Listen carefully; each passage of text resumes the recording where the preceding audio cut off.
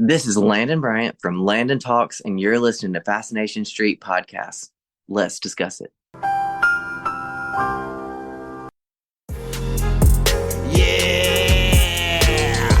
AV in your ears. That's Ambush Van giving you this audio visual down the most interesting street in the world with my boy Steve. Fascination Street, you already know. Let's get it when you whip in the Fascination Street. What do you? Welcome back, Streetwalkers. This episode is with Landon Bryant. You may know Landon from another name. He has soared to Instagram and TikTok fame over the last year with his account and his discussions. It's called Landon Talks.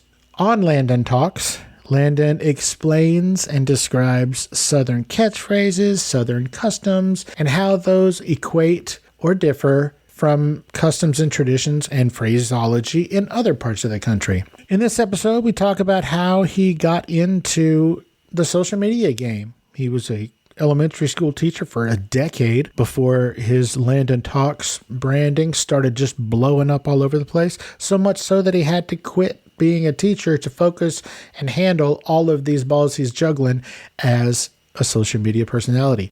We have decided in this episode, we're not going to call him a social media star. We're going to call him a pop culturalist, and I love it.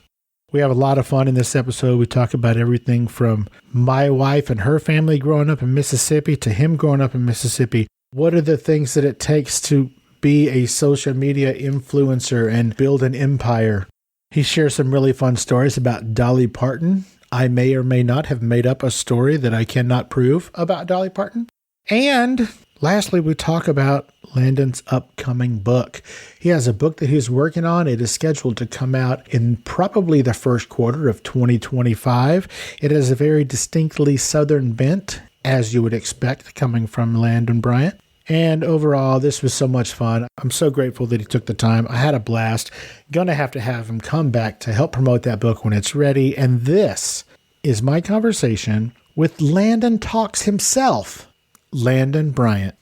Prepare to be fascinated. Prepare to be fascinated. Prepare to be fascinated.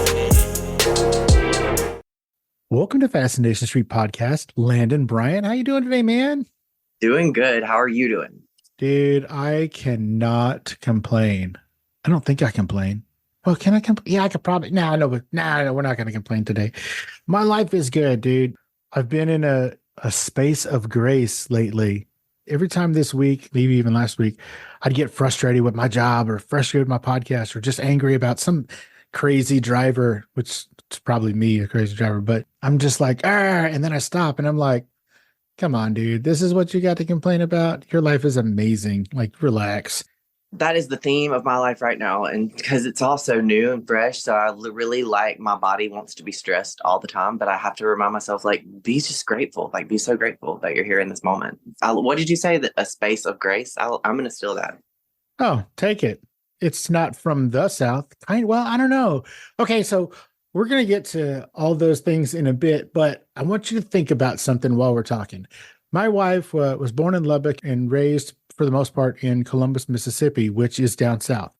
I was born and raised in San Antonio, Texas, which is South Texas. Now, if you look at the map of the United States, where I was born and raised, I don't know, but it's got to be super, super close.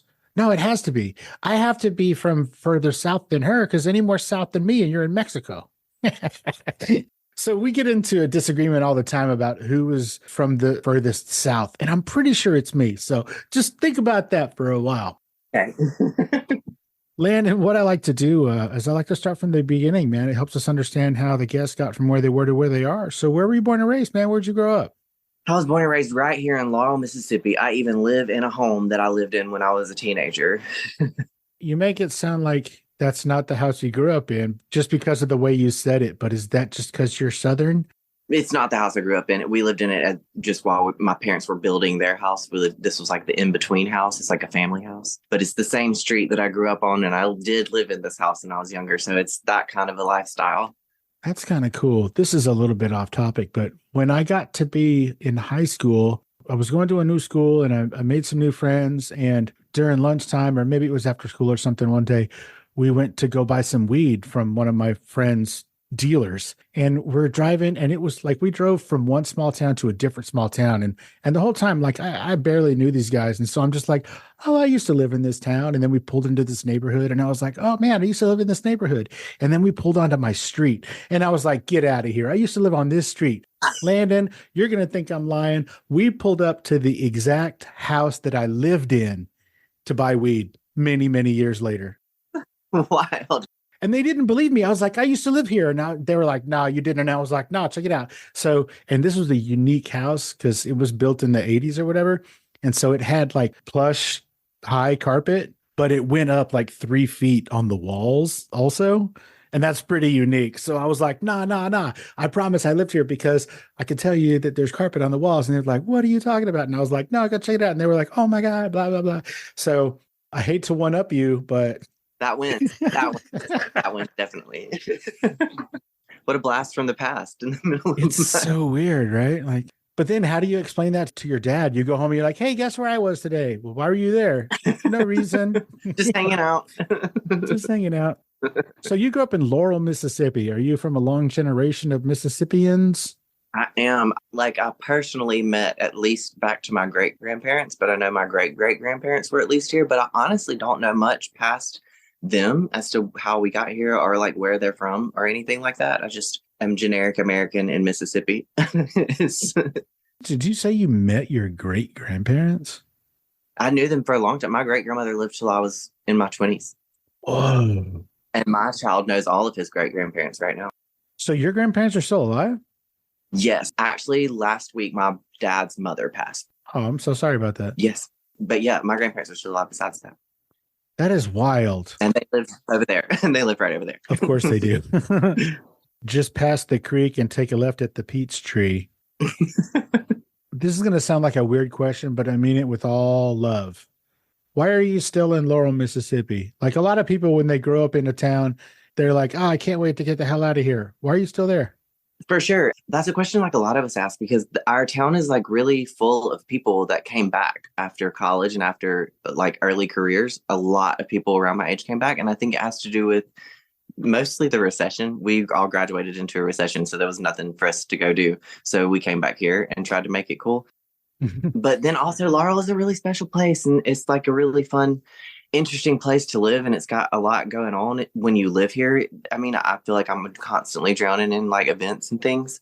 So it just kind of is one of those small towns that makes it feel like it's the whole world is Laurel at the same time, you know? And then also today's world specifically, we have access to so many things in so many places without physically being there. And you can have careers that aren't located somewhere, you know, I don't know. It's just a different thing. And I think there's something to be said, especially post-pandemic, about small town life. So here we are doing it. So it's kind of like we might not have chosen it necessarily. We're sort of forced hands, but then it turned into something that a lot of people really love. So you said specifically post-COVID. Why do you think that a small town living is specifically spectacular post-COVID? What does the COVID have to do with it, I guess?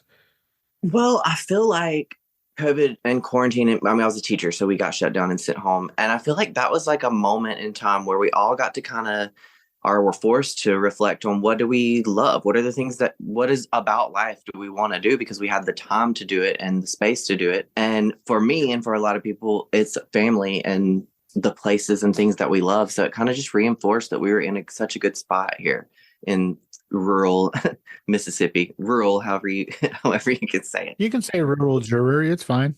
Yes, exactly. The more I look back on the pandemic time, I don't think I would be doing what I'm doing right now if I hadn't experienced that taste of life at home in my own home, you know? So I don't know. I feel like the pandemic opened a lot of eyes to like what life can be when you decide to make it what you want it to be. Yeah, it kind of gave everybody a chance to sit back and think about the things that were important and the things that weren't so much. Yeah. I know it's hard to try and find silver linings and all of that was COVID, but I think it's really important, especially in those times, to look for the good. Yeah. Speaking of good, we're going to get to this in a bit, but during the course of your new career, which, like I said, we'll talk about in a second, somehow you managed to find all of the nice people on the internet. So in your comments section of all of your videos and all of your posts and whatnot, you'd be hard pressed to find a negative or a disrespectful comment. How did that happen, do you think? Like, I don't get it. Like, I don't have a fraction of the followers or the presence that you have on social media. And I have gotten some of the most egregious, hate-filled nonsense. But if you scroll through all your comments, unless you're going through every day, all day long and deleting a bunch of stuff, how do you do it? I would be just doing that all day as if that's what I was going to do. No, I've only deleted 2 comments the whole time, I think. And it was because they were just extremely disrespectful to the people in the comment section. So it wasn't even about you. They were targeting other commenters? Yes. That's amazing. They were just being ugly in general. And I don't really know. Like, it's built into something that's sort of past me. And now I think it's kind of regulated by the community itself. Like, there's people that will show up and like immediately kind of shut somebody down if they're erring towards the side of like being a little bit uncouth.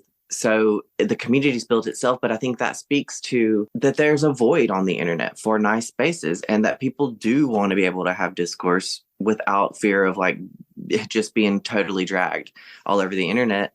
And I feel like I navigate topics carefully and set the tone carefully, but then the people that come to the comments are looking for that. Like, they're looking to be kind to each other and are taking comfort in the fact that it is a kind space. I get that all the time, that people are so glad to be able to have a kind space to come to. So now it's kind of feeding itself in that kindness. But I will say that when I was teaching, I taught 4-year-olds all the way through 6th graders, and kindness was sort of my theme as teaching. And I kind of still speak to people the way I speak to 4-year-olds, which is, we're going to be kind today. You know, we're going to say nice things and be kind to each other.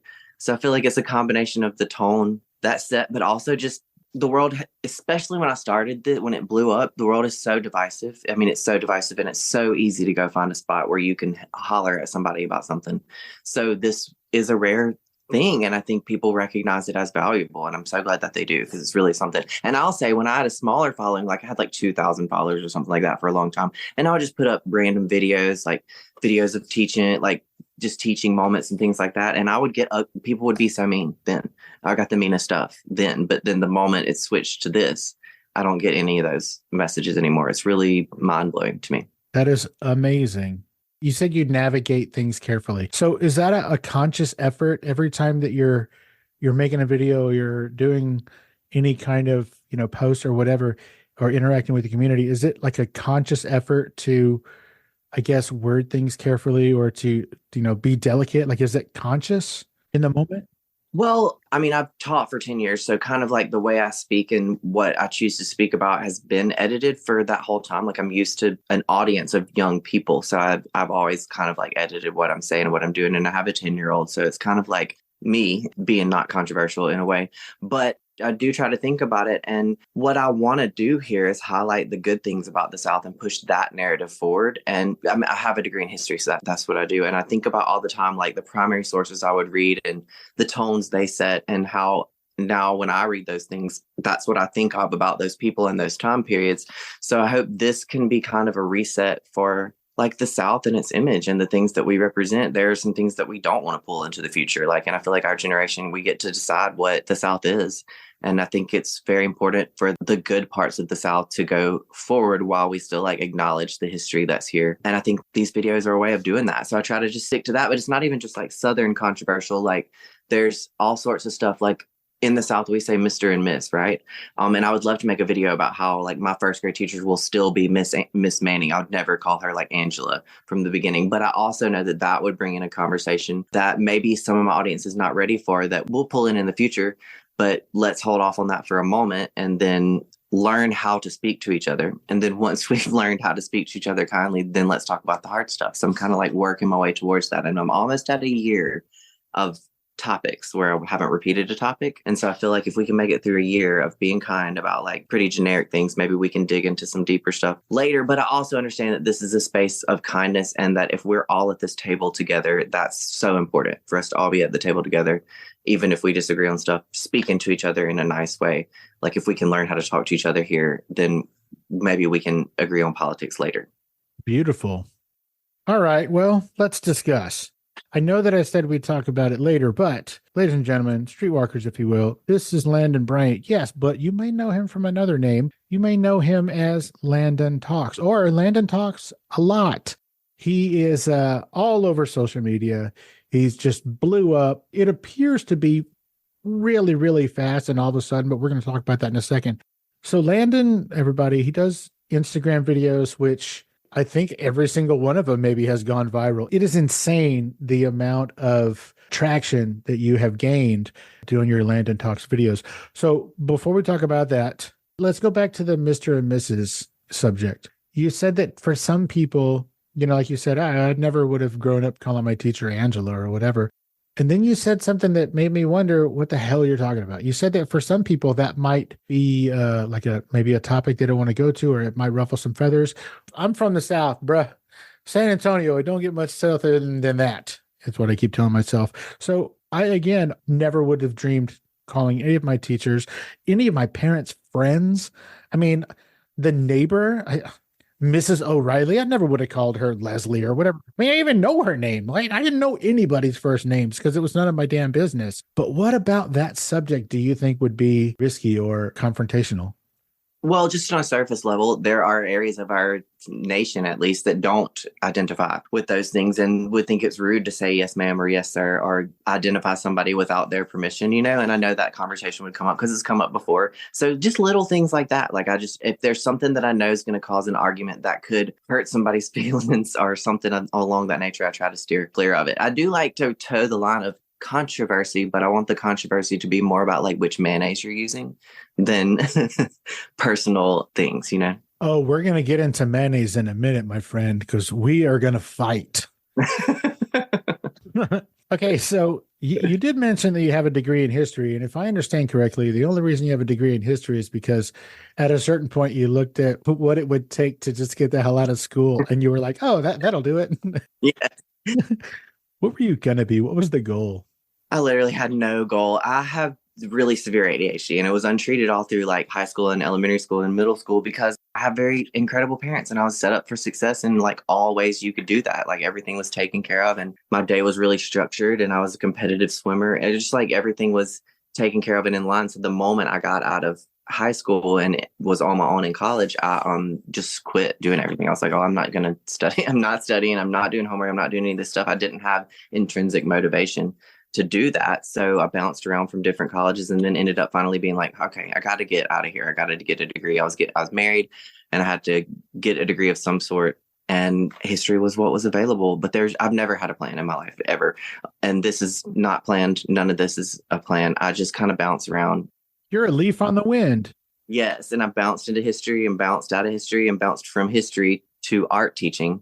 So it's kind of just like, whatever opportunities are presented to me is kind of where I go. I've never been good at looking forward, which is how I ended up just getting a random history degree. But I'm so grateful that I did because even though people were like, don't get a history degree, it's not monetarily valuable. And I agree. The things I learned in that degree have helped me so much navigate today's world, like today's very divisive world where there's fake news everywhere. You don't know what's fake, what's not fake. The way that my school taught me to view history is to look for the bias in the document that you're reading. Like, what is the bias? And then let's pull out the truth from the document. And so I kind of view the world that way and media that way. And I feel like it's been such a tool over the past few years. And now I feel like kind of what I do is archiving this culture in a way. So I feel like I ended up doing history, but I never meant to.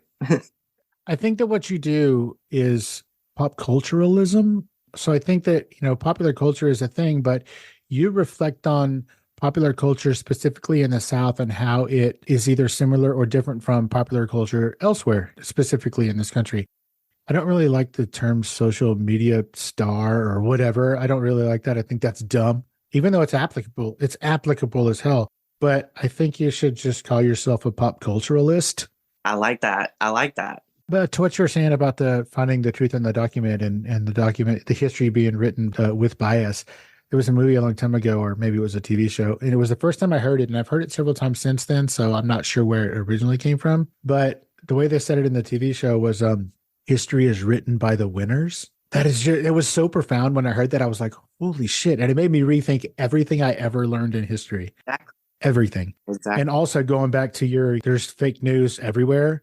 it makes you wonder which news sources you can trust and which you can't. And then it makes me at least think back to all of history. Can I trust any of it? Because everybody has a bias one way or the other, but we just have to trust that implicitly there isn't one, but there always is. So I'm just like, what do I trust? Who do I believe? And it's all crazy. It is. I agree. And that's how you can get really lost in history if you go too far that way.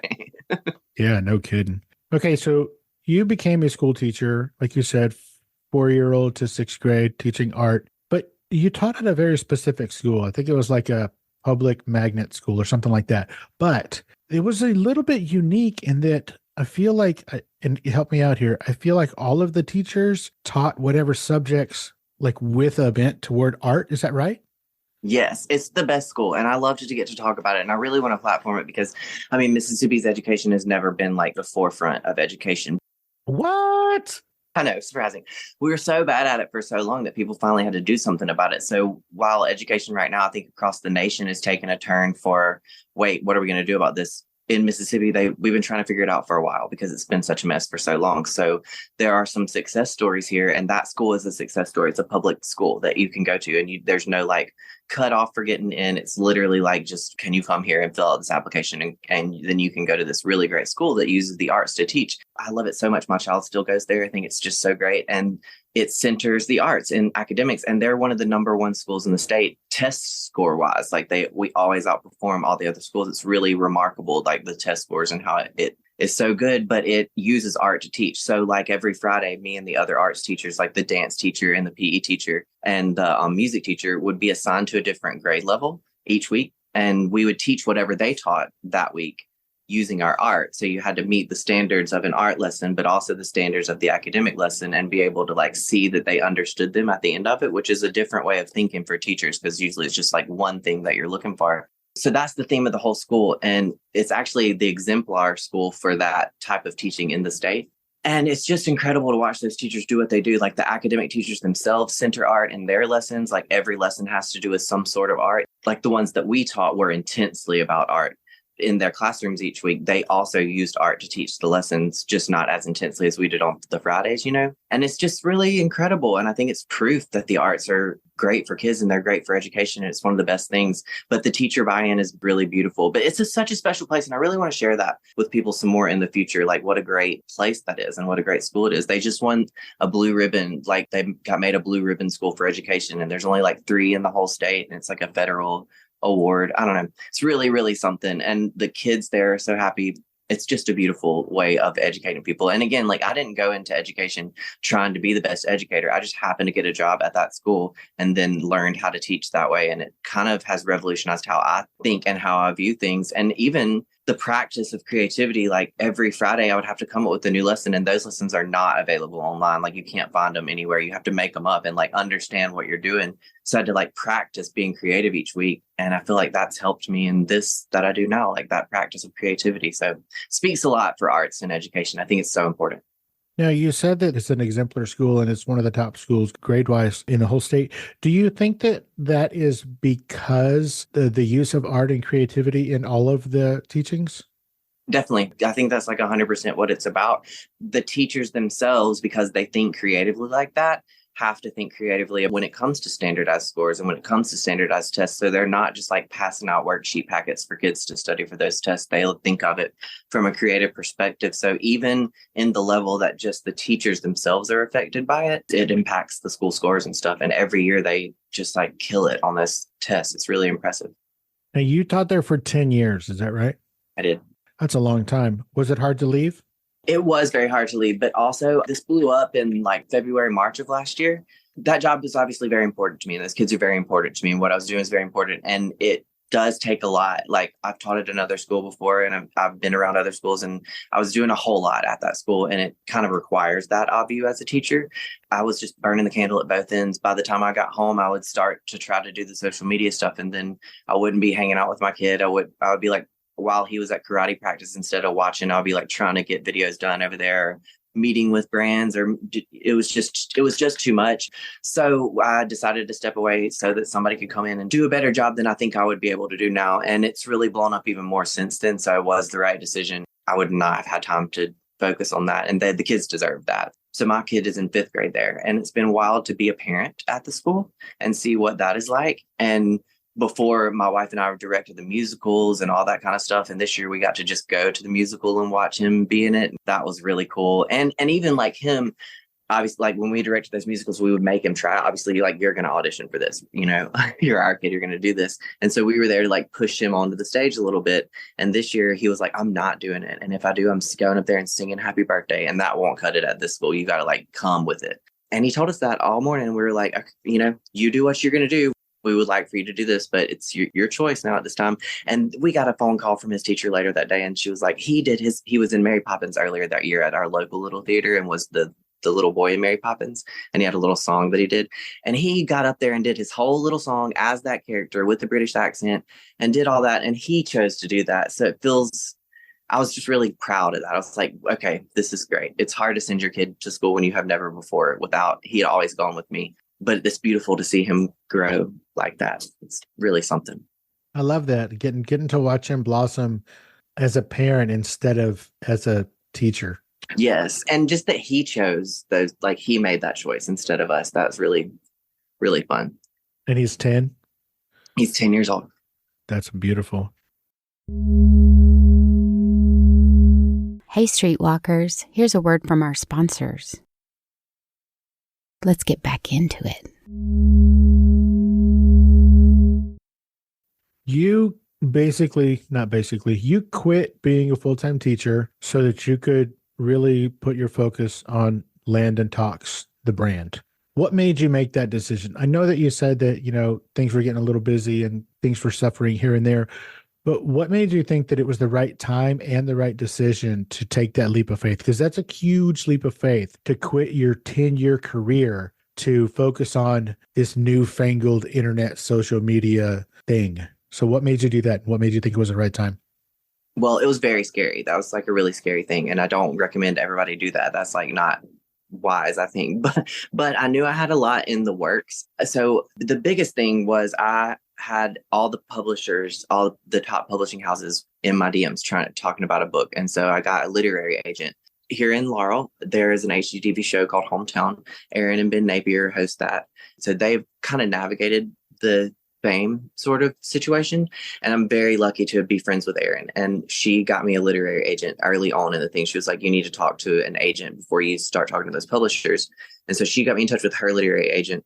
And I signed with the literary agent, and there was so many offers, and they were for so much more money than public school teachers make. Hold on. So these were offers to write a book? Yes, they're offers to write a book. And so there was 5 of those offers on the table. So when I signed with the literary agent and knew that this was going to be real, I was like, okay, I think we can safely do this, because I already made a lot of money off of like cameos and other things, but that steady, secure income was what is scary, you know, like you never know. So that kind of gave me the security to be able to like step out and be like, okay, our salaries are replaced. That is a little more secure than just hopping out and hoping videos go viral, you know? Mm-hmm.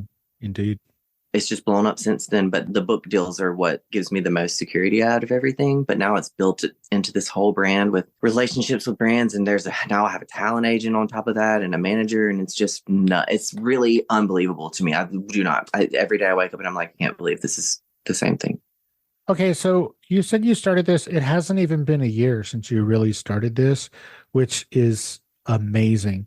So you went from roughly 2,000 Instagram followers in February of 2023 to you're approaching 500,000 right now. What do you, what?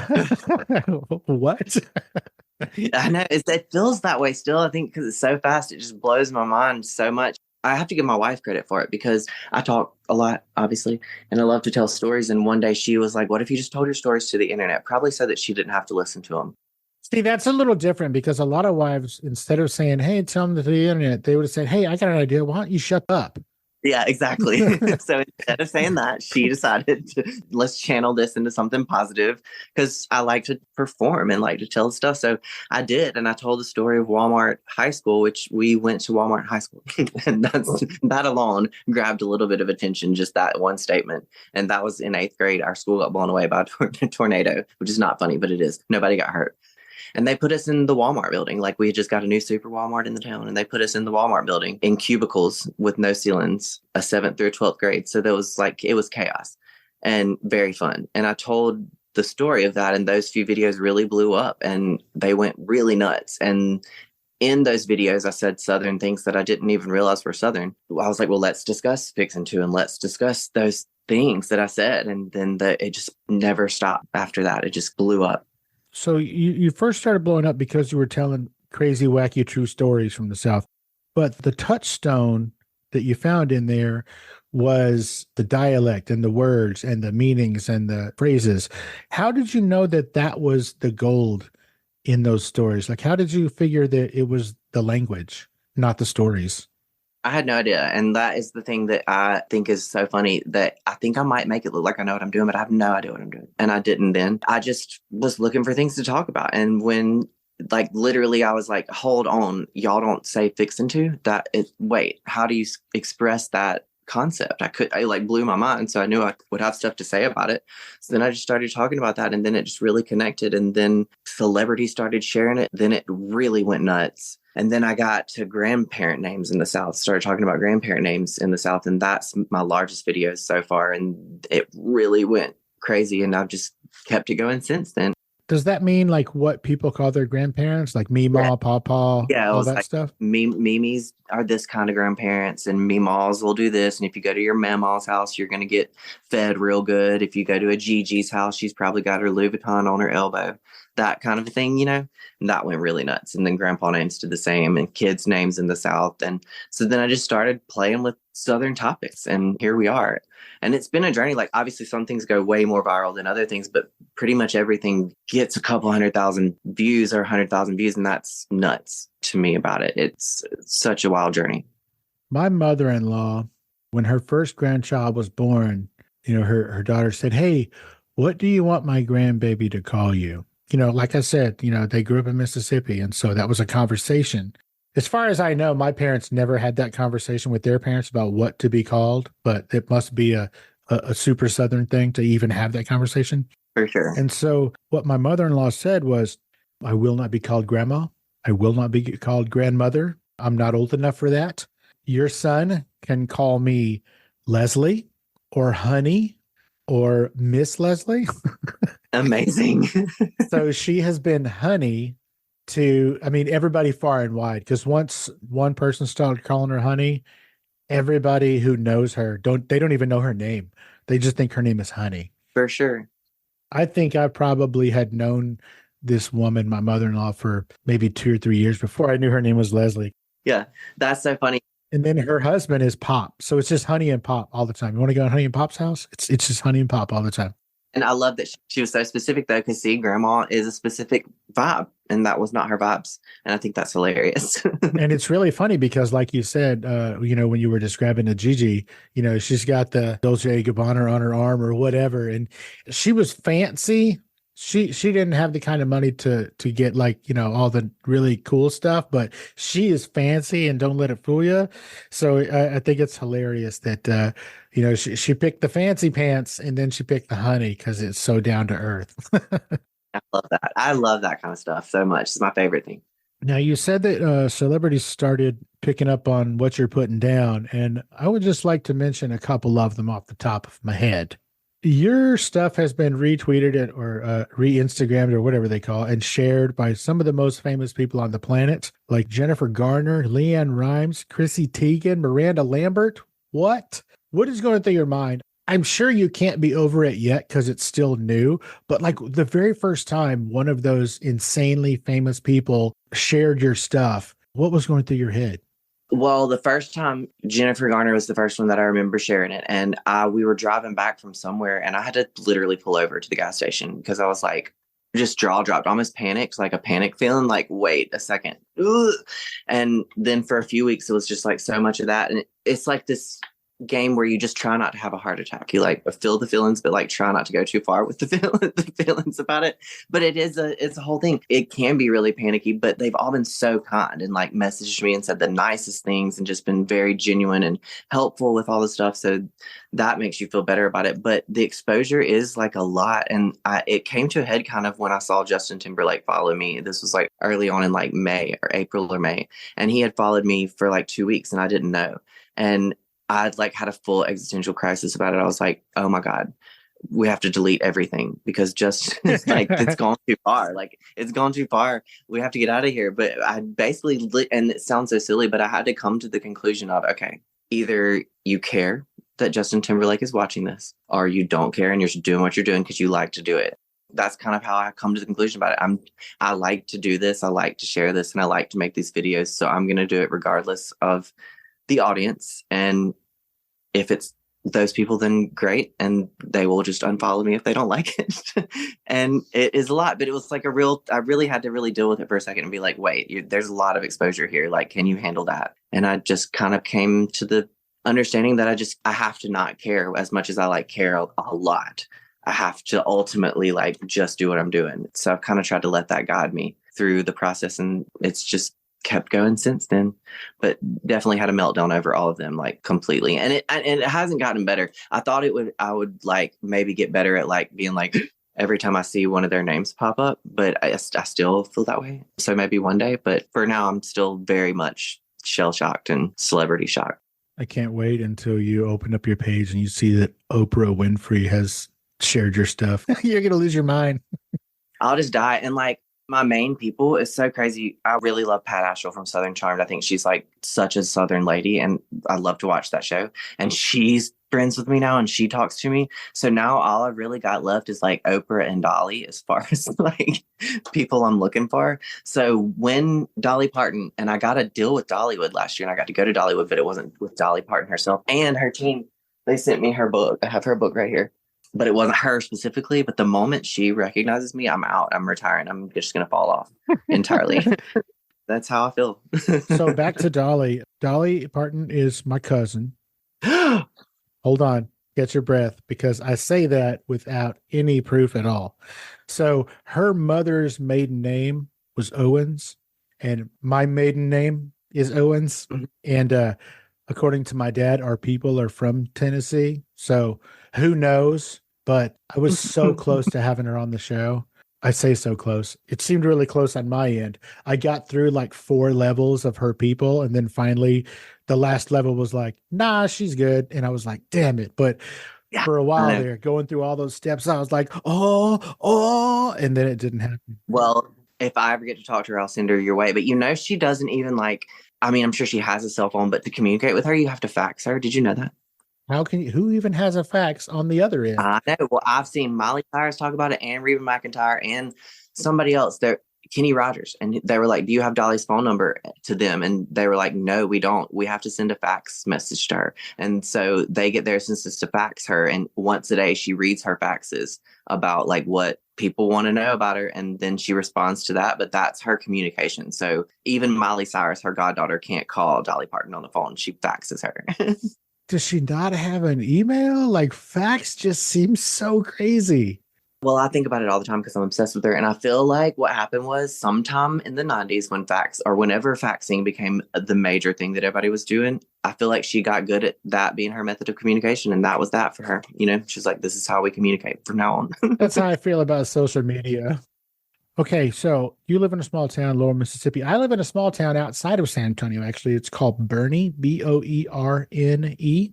As a matter of fact, we talked about Oprah earlier. I think it was last year, Oprah put out a list of the best small town, what did she say? The best small town main streets in America. Something like that. Whatever it is, like the destination whatever it was. Yeah. She picked Boerne, Texas, and it was the only one in Texas that she picked. Nice.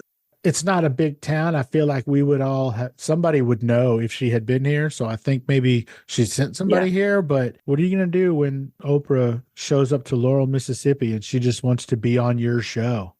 Well, I'll be panicked.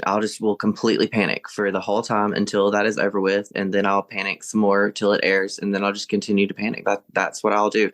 That's my trademark so far. That's what Loved that's it. what I've done so far at things like that. So I'll just completely panic. But Laurel's its own little celebrity. So that's kind of fun to live in a place like without me and without Ben and Aaron. Laurel has its own like thing going. It's a cute place on its own. And I think that's fun. Now, Laurel went through a bit of a depression and then fairly recently had kind of a build back better sort of a thing going on. How did that come about? Was it just from the TV show?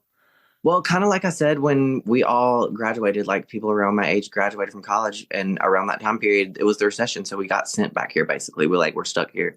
And a lot of people did a lot of creative jobs and creative things, and they brought those back here. Like we always used to like run around downtown and the abandoned buildings and like explore them and imagine what it would be like.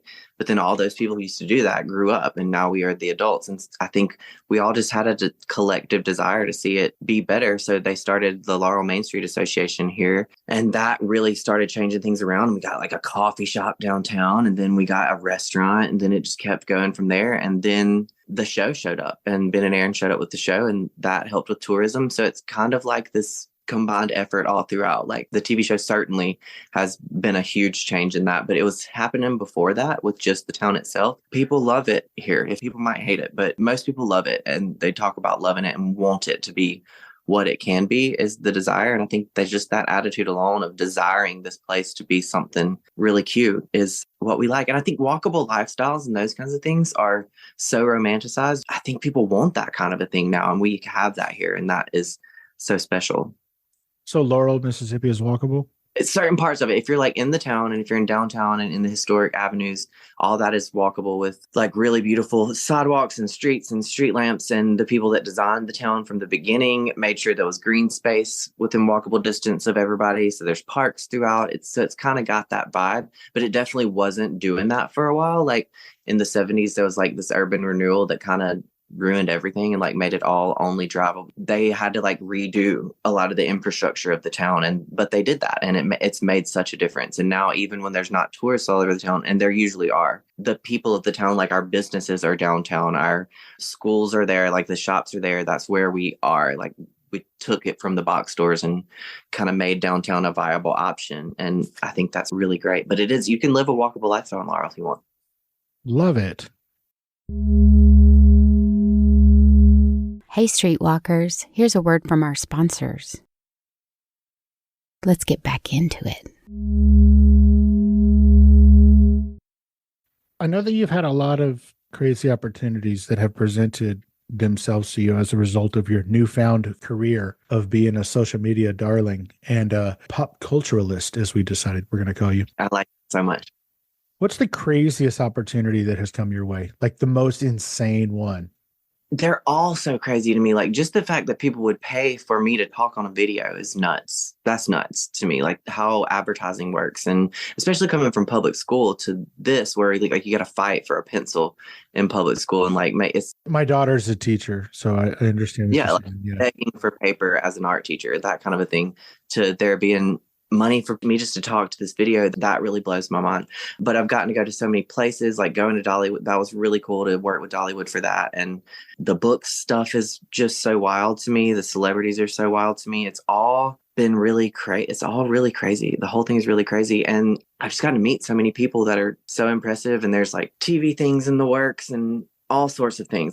It's so new and so fresh and so soon that it's hard for me to separate each individual thing as a thing. But I'll say this. So last fall, there was like a large period of time where there was one thing right after the other. And it started in Dollywood, like we were in Dollywood. And then after Dollywood, it was like podcasts and interviews and other trips and book deals. We signed like the book deal and all sorts of stuff all at once. And Dollywood has this roller coaster that after that weekend, actually, the weekend we were there is the last weekend it did this, but it launches itself instead of the chain taking you up the hill. And that feeling of being launched, like I felt that way since then. Like it has not stopped, especially through the fall. I just feel like I'm like on a launch thing. But now I'm building a team.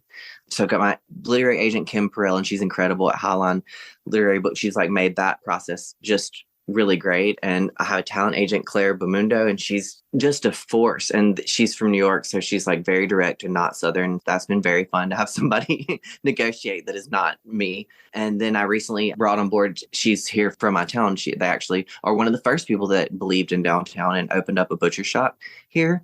And it's been there for like 10 years now. It was one of the first things that moved in downtown, like a very great butcher shop, her and her husband. So I've watched her manage business for a long time. And so now she's helping me manage the business side of things and managing the schedule. And that has been really eye-opening to how helpful that's been and how much it's taken off my plate, because everything is like floating around in my head. And again, I have ADHD, so I'm very bad at that kind of stuff and like executive functioning and knowing when to do what. So now I've got this team, and that's been such a remarkable transformation for me. What's the craziest opportunity that you've turned down? That I've turned down? Well, I've turned down a few different things, but they were all just not the right time. I've been turned down a lot of money. Like I never would have imagined turning down $25,000 for something, like, and I did that. And with the book, I even, and this is dumb, but it was down to 2 publishing houses, the top 2. And I went with Hachette, and I took like a significant amount less because they could get Dolly to be involved in the book. Years though, that's wasn't even a guarantee. So and I was just like that them. And who knows if they'll get to, but just the chance at getting to talk to her, I was like, let's do that. After a certain amount of money for public school teacher, it was kind of like, okay, well, what is that? None of that means anything. Let's go with the chance of Dolly Parton. So I feel like turning down more money for a book was maybe a big thing, but Dolly could be there. So yeah. And then what would that do for you emotionally? It's totally worth it. Right. I love that you said that they could. That's precious. I tried not to even. I paused for a second because I was trying not to be stereotypical. You know this from your rocket ship to stardom. Just be yourself, dude. You're good. That's the most truth. My stepmother, when I was growing up, her whole family, they would say different phrases that I'd never heard before. And one of them is take and. Like later on today, if you need to go to the grocery store, you're going to take and go to the grocery store. Okay, yes. And I was just confused as hell when I first started hearing that. But then after a while, it just becomes second nature. But the thing that I still can't wrap my head around, remember my wife basically grew up in Columbus, Mississippi. And I heard you mention this word before. It was actually not even on your show. It was on a podcast that you did. Every once in a while, my wife, like if she doesn't like the way her hair is, frizzy because of the weather or whatever, she wakes up and she's got a little bit of a bedhead or something, which never happens. But she says, "Oh, I look like a haint." And I was like, I don't even know what is that word? What is haint? But then you talked about what a haint was. Like everybody knows what a haint is. And I was just like, how is this a thing? What is a haint? Well, first of all, you saying take and I didn't even realize that was I have all these moments where I'm like, oh my God, we say things that people don't ever say. That's regular language. So I didn't even notice it. It's like regular language. But a haint is a spirit. I think it came from a haunt, and it's a haint. And that goes all the way back to like the Gullah Geechee on the East Coast. And we even paint our ceilings blue to keep the haints away. And bottle trees that you see outside, those are to catch the haints. So it's just. Oh, is that what they're for? I thought they were because somebody doesn't want to throw all their wine bottles away. No, you're supposed to have blue bottles on them. And they used to just be on trees, and then people started making stands for them and stuff. But the haint will go into the bottle and get stuck because it gets stuck in the blue. Then the sun comes out, the haint is gone. Oh, it just melts them away. Like, melting. I don't know the physics of it, but that's what I do. You don't know the physics of spirits? But that's the general idea. Tell me about how being in this magnified spotlight has helped you better understand what it is to be a Southern man. So much. So I'm not your typical scenario, what I think of as Southern man. When I think of Southern man, I would put the image of like camouflage and waders and like hunting. And that's never been my vibe. So I kind of separated myself in my mind from what Southern is. This is going to sound insane, but I don't even really think I have that much of a Southern accent, because if you go 5 miles that way, it's real deep accents, like it gets real heavy. So I just never thought of myself as very Southern, and that's insane to live here. But again, I've lived here my whole life, so it's hard to take myself out of the scenario. But I've just enjoyed, you said it earlier, like you just got to be yourself. And that is kind of like what I've tried to do with this whole thing, because ultimately, like at the end of the day, it's you that you have to answer to. It's you that you have to deal with. And like if at the end of the day, the mirror is held up to you. And so what do you like? And are you proud of the decisions that you made? And I think ultimately the decisions that you make, as long as they're helping other people, you have to be you. I think that's the most important thing, is being yourself, like being true to yourself. And this process has been like a really intense examination of like being true to yourself, both in like how I speak and what I'm talking about. And that's been really revolutionary for me. And it doesn't sound that big of a deal, but it's really been such a thing for me to reclaim Southern for myself in a way. And then it's also helped me appreciate this place more. Like now when I'm talking to my parents or talking to my grandparents, I'm so curious about what they're saying and what they're going to say next. And now the phrases like take and stick out a little bit more. And it's made me just love it. It's made me love it in a whole different way. And obviously there's things about the South that I don't approve of. And I wish that was not part of our past, and I wish it wasn't part of us. And this has helped me to like really investigate the good parts of it. And that's changed my relationship with the people and this place. And I'm really grateful for that. When you're having conversations with, say, your grandparents or whatever, and they say something that you're seeing in a new light, do you immediately take out your phone or a notebook and just start writing down? Immediately in the reminders app on the iPhone, I just add it to that really quickly. And it's like so long now. It looks crazy because it's just like words and phrases. There's thousands of them now at this point, but I don't even have to do anything for the content. It like walks into my door. Literally, my grandmother walked into my house and said, this was a few months ago. And she said, I said, how you doing, Grandma? And she said, well, I'd have to feel better to die. And I was like, hold on, like, stop, pause before you say anything else. Let me write that down. So it's like really fun. Okay, speed round. Remember I said earlier we were going to fight about mayonnaise. You have, I guess, a branding deal with Duke's Mayonnaise. It's my favorite thing to fight about, mayonnaise. Just kidding. We're not going to fight about it. Duke's is the best. Now, what we are going to fight about is you have a branding deal with Texas Pete's hot sauce. Bro, you're not even in Texas. They are not, but doesn't it sound better than North Carolina hot sauce? North Carolina Pete's doesn't sound as good as Texas Pete's. That's the truth. And I feel like Texas adds a little bit more legitimacy to the hot sauce. I feel like y'all know about hot sauce in Texas. So Texas. Well, I don't know. I feel like Mississippi has Crystal. Don't y'all have Crystal? We do have Crystal. Do y'all have Crystal? Yeah, it's here. Wait, Crystal, the restaurant Crystal or the sauce? Okay, so I'm talking about the hot sauce, Crystal brand hot sauce, but also we don't have them anymore. But here in San Antonio, about 10 years ago, we did have one Crystal restaurant, like a burger stand or whatever, pop up. It didn't last very long because this is Whataburger country.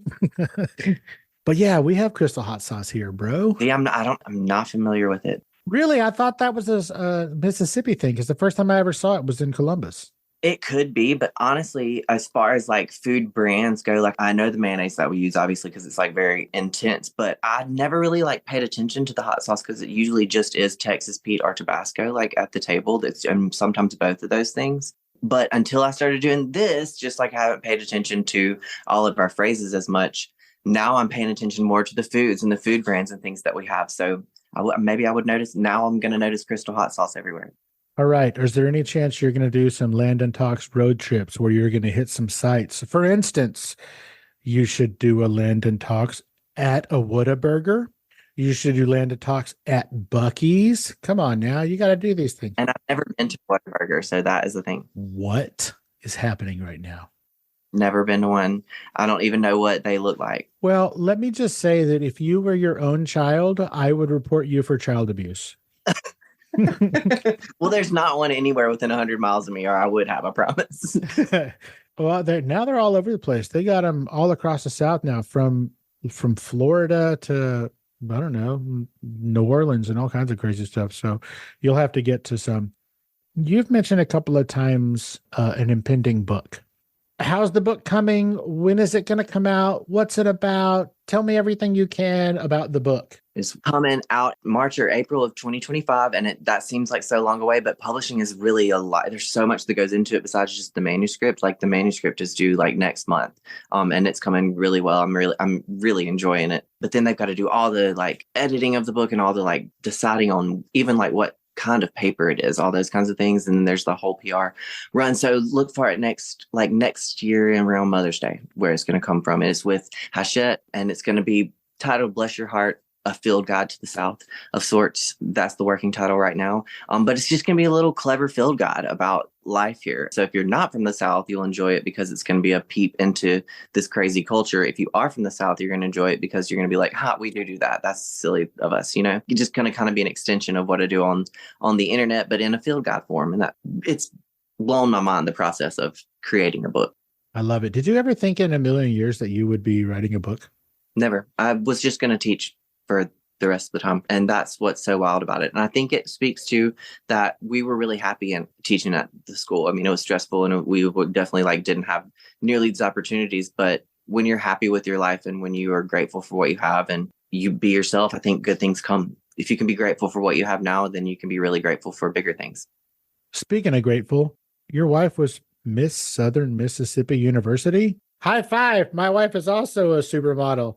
Yeah. I married up. That's what I say. Yeah. You and me both, my friend. Landon, as we're heading out, tell everybody where they can find you on social media and make sure you hit those Landon Talks and Landon Talks a lot. For sure. You can find me on Instagram. You can find me on TikTok, Facebook as Landon Talks, and then on YouTube and Landon Talks a lot. And we're actually developing the YouTube a little bit more. We're going to have a different style of thing. We're going to be a little bit more like in person instead of green screened. We're working on episodes like that. So that's growing. I felt so clever about Landon Talks a lot since those episodes are longer. I was like, this is just so clever. But that's where you'll find me and eventually find me in print. Maybe on the television one day. We'll see. Oh, looking forward to that. Is there anything that I didn't ask you or we didn't talk about that you specifically wanted to talk about today? Did we cover everything? Did we miss something? I think we covered everything. My head's always just spinning anyway, so I wouldn't know if we missed something. I feel like this is all nuts. It's that ADHD you got there, my man. Definitely. Landon, I'm going to have you come back when that book is coming out, dude. We got to promote that thing and sell some dead trees. I would love to. In the meantime, Landon Bryant. Oh my goodness. Landon Talks a lot. Thank you so much for taking the time out of your busy day and your hectic Southern catchphrase explaining schedule to hang out and let us get to know you a little bit better on Fascination Street, man. I really appreciate it. Well, thank you so much for having me. This is really fun. Well, it was 100% my pleasure. You are just as charming in this setting as you are in your more comfortable setting of leading the talks. In the meantime, until I talk to you again, keep an eye out for that sunflower cornmeal mix. And sunflower, I know you're listening. Get a brand deal going on with Landon here. This dude could sell some sunflower, I promise. Yeah, y'all holler at me. That's right. Or like I always say, holler at a fat kid. Landon, thank you so much, dude. I appreciate your time, and you have a great rest of your week, man. Thank you so much. I appreciate this. Thanks, buddy. Bye. Bye-bye.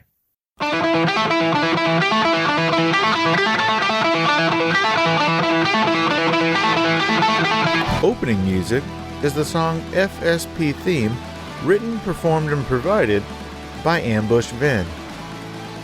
Closing music is from the song Say My Name off the 2021 album Underdog Anthems, used with permission from Jax Hollow. If you like the show, tell a friend. Subscribe and rate and review the show on iTunes and wherever else you download podcasts. Don't forget to subscribe to my YouTube channel. All the episodes are available there as well. Check me out on Vero at Fascination Street Pod and TikTok at Fascination Street Pod. And again, thanks for listening.